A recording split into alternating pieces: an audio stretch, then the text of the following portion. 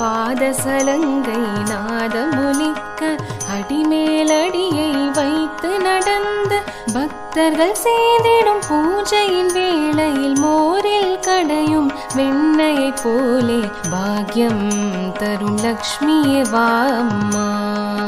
அம்மம்மா நீ சௌபாகியம் தரும் லக்ஷ்மியே வா அம்மா.